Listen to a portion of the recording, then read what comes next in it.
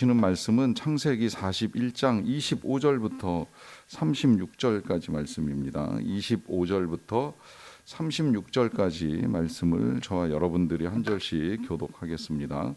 요셉이 바로에게 아뢰되 바로의 꿈은 하나라. 하나님이 그가 하실 일을 바로에게 보이심이니이다.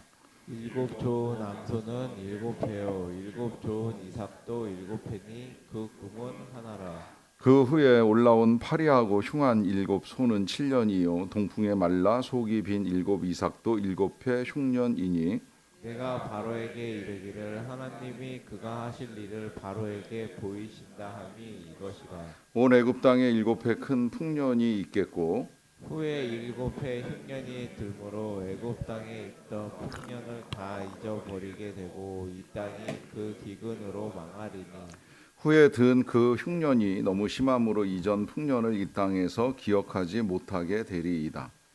바로께서 꿈을 두 번 겹쳐 꾸신 것은 하나님이 이 일을 정하셨음이라. 하나님이 속히 행하시리니 이제 바로께서는 명철하고 지혜 있는 사람을 택하여 애굽 땅을 다스리게 하시고 바로께서는 또 이같이 행하사 나라 안에 감독관들을 두어 그 일곱 해 풍년에 애굽 땅의 5분의 1을 거두되 그들로 장차 올 풍년의 모든 곡물을 거두고 그 곡물을 바로의 손에 돌려 양식을 위하여 각 성읍에 쌓아두게 하소서. 이와 같이 그 곡물을 이 땅에 저장하여 애굽 땅에 임할 일곱 해 흉년에 대비하시며 땅이 이 흉년으로 말미암아 망하지 아니하리이다. 아멘. 우리 예수님께서 하셨던 여러 가지 말씀 중에 이 너희는 아무것도 염려하지 말라라고 하는 말씀을 하셨습니다.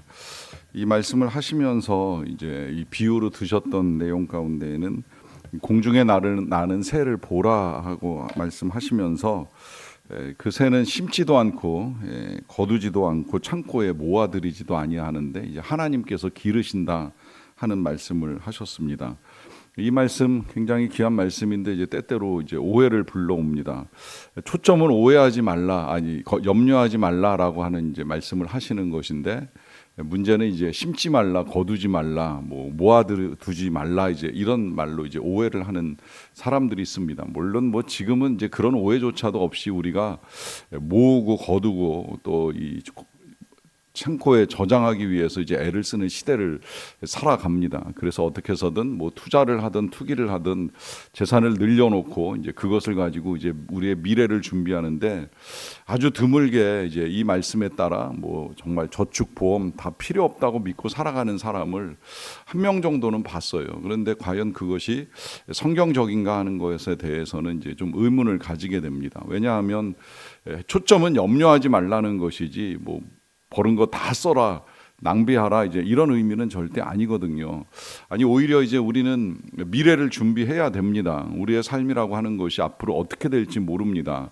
그렇다고 해서 과도한 욕심을 부리라는 이야기도 아니고 또 미래를 위해서 남의 것을 억지로 내가 취하기 위해서 애를 쓰라는 의미는 아니지만 그러나 미래를 준비하는 삶 모두에게 필요하다는 것입니다. 우리가 기도를 하는 건 당장의 문제, 현재의 문제를 해결하기 위한 것도 있습니다만은 미래를 준비하는 기도도 있지 않습니까? 이 기도는 저는 처방적 기도가 있고 또 예방적 기도가 있다고도 표현을 하는데 처방적 기도는 현재의 문제를 풀어가기 위한 기도가 되겠지만 또 예방적 기도는 앞으로의 일들을 미리 준비하는 기도가 될 수 있고 그 예방적 기도가 우리의 자녀들을 향한 이제 축복이 될 수가 있겠지요. 앞으로 어떻게 인생이 전개될지 모르는 가운데에 하나님께서 하실 일들을 소망하며 이제 미리 우리가 기도로 준비를 해 나가는 것입니다. 이렇게 미래를 준비해 나가는 것은 이제 하나님의 이 형상 가운데 한 부분이라고도 말씀을 드릴 수 있겠는데요. 우리 하나님도 그냥 막 되는 대로 하나님의 일들을 이루어 가시는 분이 아니시라 계획을 가지고 이 하나님의 일들을 하나하나 이루어 가시지요. 창조가 6일 동안에 진행이 됐다고 성경이 우리에게 증거하는데 저는 그 6일 동안의 창조에 앞서서 하나님이 이제 이 세상을 어떻게 만드실까 나름의 설계와 준비가 있으셨다고 생각을 하고요. 그렇게 이제 생각하는 이제 근거 중에 한 가지는 하나님이 많은 일들을 이루어 가심에 있어서 이 계획을 가지고 준비해 나가시는 모습을 성경을 통해서 볼 수 있기 때문입니다. 그 가운데 한 가지가 지금 이제 이 바로가 꿈을 꾸게 하시고 그 꿈을 요셉이 해석을 하고 그 꿈에 따라서 이 요셉이나 바로나 앞으로 이집트가 이제 어떠한 일들을 해나가야 하는 것을 오늘 본문에서 우리에게 보여주고 있기 때문입니다. 그 가운데 오늘 이제 이 요셉이 바로에게 해석하는 첫 해석이 25절에 이렇게 나오는데요. 요셉이 바로에게 아뢰되 바로의 꿈은 하나라 하나님이 그가 하실 일을 바로에게 보이심이니이다 라고 하는 말로 해석을 시작합니다. 여기서 다시 한번 이제 요셉은 하나님께서 하실 일을 바로에게 꿈으로 보여주셨다라고 하는 사실을 밝혀주고 있지요. 이 표현이 중요한 건 바로가 꾼 꿈은 그냥 꾼 꿈이 아니라 하나님이 주신 꿈이고 그 꿈을 꾸게 하신 이유는 하나님이 앞으로 하게 하실 일들을 미리 보여주시는 것이고 더 나아가서 그것들을 미리 보여주시는 이유는 그 하나님이 보여주신 것에 따라서 사람들은 준비를 해야 되고 그 준비가 필요한 건 이 모든 일들이 다 하나님의 계획 속에 들어있다라고 하는 것이고요. 또 이 하나님의 계획 속에 들어있다는 사실을 아는 것이 중요한 이유는 여기에 이제 바로나 요셉이나 또 우리 모두가 깨달아야 될 중요한 진리가 한 가지 있습니다. 사실 우리가 지금 아까 말씀드린 대로 뭐 거두고 모아서 미래를 준비해야 되는 가장 큰 이유가 어디에 있습니까? 우리가 앞으로 할 수 없는 미래가 우리에게 다가올 때 그 미래가 우리의 생각대로 통제되지 않을 수 있다라고 하는 것이죠. 이 부분이 이제 사실 우리를 굉장히 어렵게 하다 보니까 이제 우리는 앞을 예측하기 위해서 온갖 장치와 기술들을 발전시켜서 미리 알아보고 거기에 맞추어서 이제 해나가려고 애를 쓰는데요.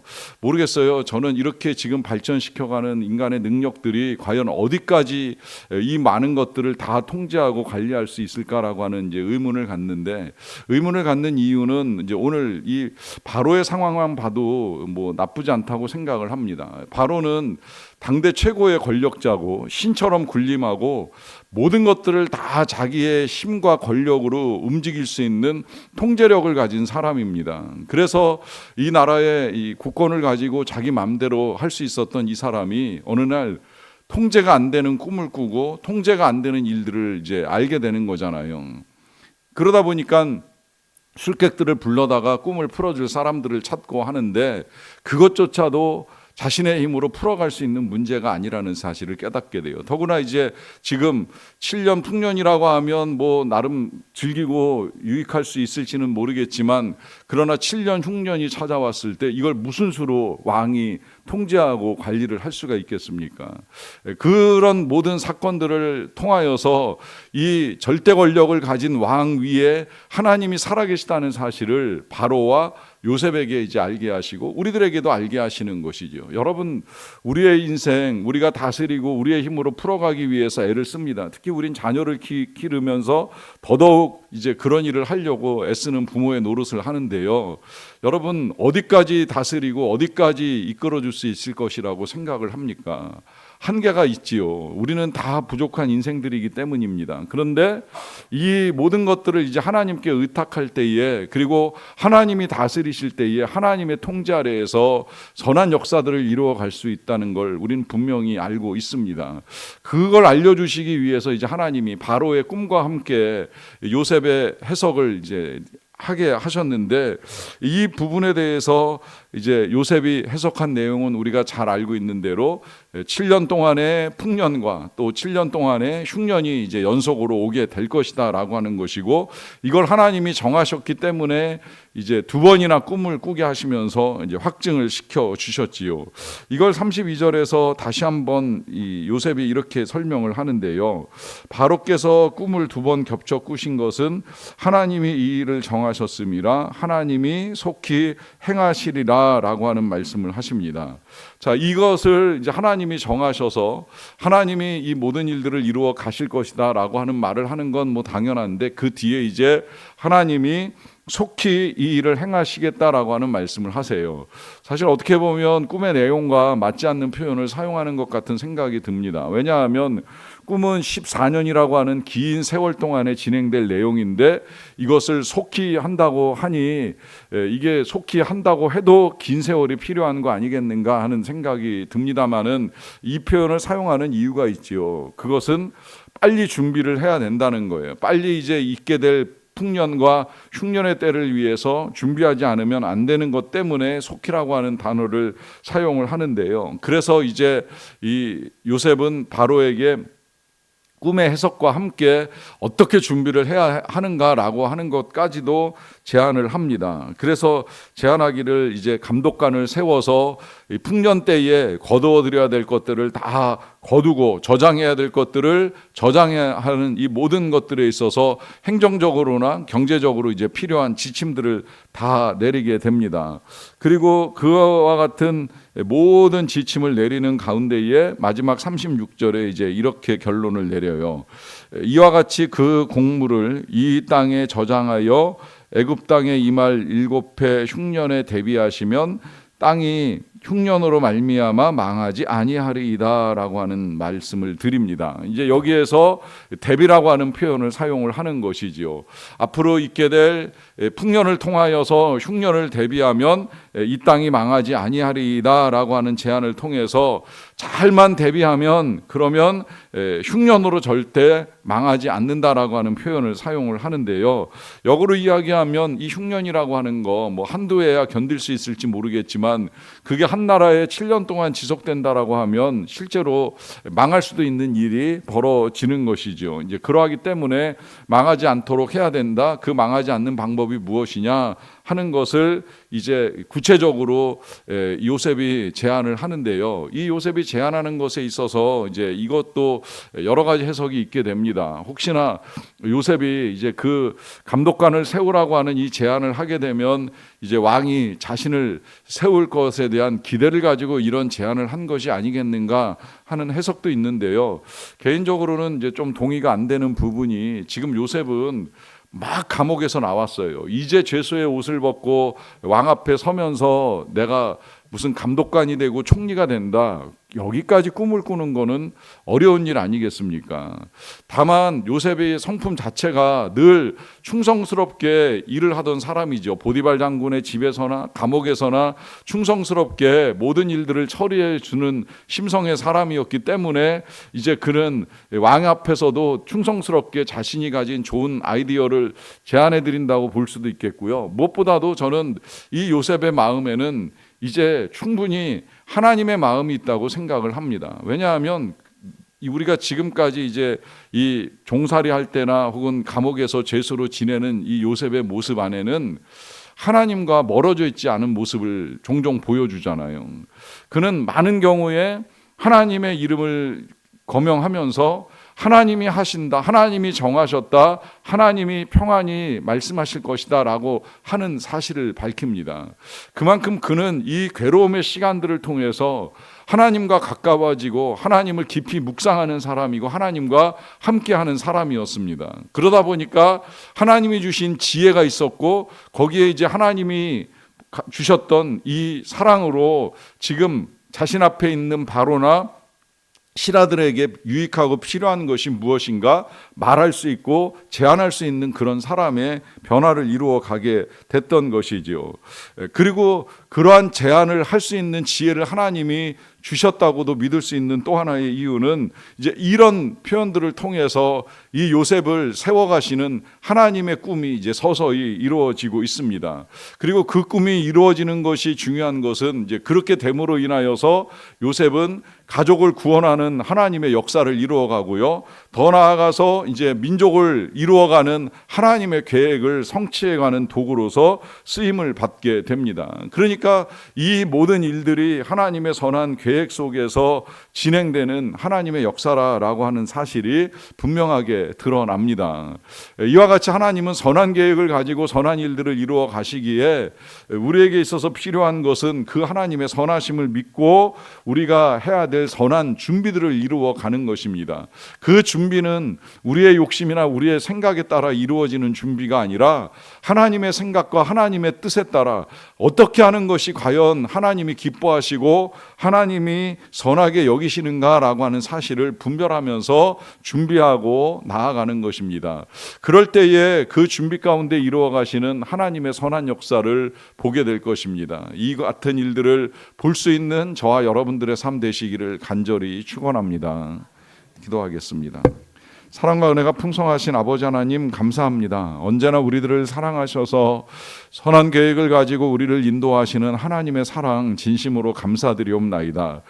행여라도 우리가 어리석어서 혹은 우리의 욕심 때문에 하나님의 선한 일들을 보지도 못하고 알지도 못하고 깨닫지도 못하고 준비하지도 못하는 어리석음에 빠지지 않게 되기를 간절히 원합니다. 하나님, 우리에게 선한 지혜와 능력을 더하여 주시옵소서. 하나님의 뜻을 분별할 수 있는 명철함을 주시옵소서. 행여라도 우리의 욕심에 눈멀어서 우리의 삶을 우리의 맘대로 이끌어가다가 엉망으로 만드는 일들을 저지르지 않도록 도와주시옵소서. 언제라도 하나님의 선한 일들이 무엇인지를 분별할 수 있는 지혜로 말미암아 선한 판단과 결정들을 잘 이루어가게 하여 주시옵소서. 잘 준비하며 나아가는 삶이 되기를 원합니다. 특별히 다음 세대 우리의 자녀들이 미래를 준비하는 인생 하나님과 함께 준비해 나갈 수 있도록 도와주시옵소서. 하나님, 우리의 자녀들에게 있어서 필요한 건 그 어떤 능력이나 지식보다도 하나님을 믿는 믿음이라는 사실을 우리도 알게 도와주시고 또 우리의 자녀들도 알 수 있게 되기를 간절히 원합니다. 여호와를 경외하는 것이 지혜의 근본이요, 여호와를 경외하는 자에게 하나님이 주시는 바 형통함이 있다는 사실을 믿고 어떤 상황 속에서도 늘 말씀을 통하여 하나님의 뜻을 묵상하고 또 하나님을 경외하는 가운데에 얻게 될 인생의 지혜와 능력을 힘입고 만남의 축복과 형통함의 은총을 누리며 나아갈 수 있는 모든 믿음의 가족과 자손들이 될 수 있도록 은혜를 내리워 주시기를 간절히 원합니다. 하나님, 질병과 고통 가운데 하나님의 선한 뜻, 선한 역사가 이루어지게 되기를 간절히 원합니다. 질병을 잘 이길 수 있는 능력이 하나님께 있기에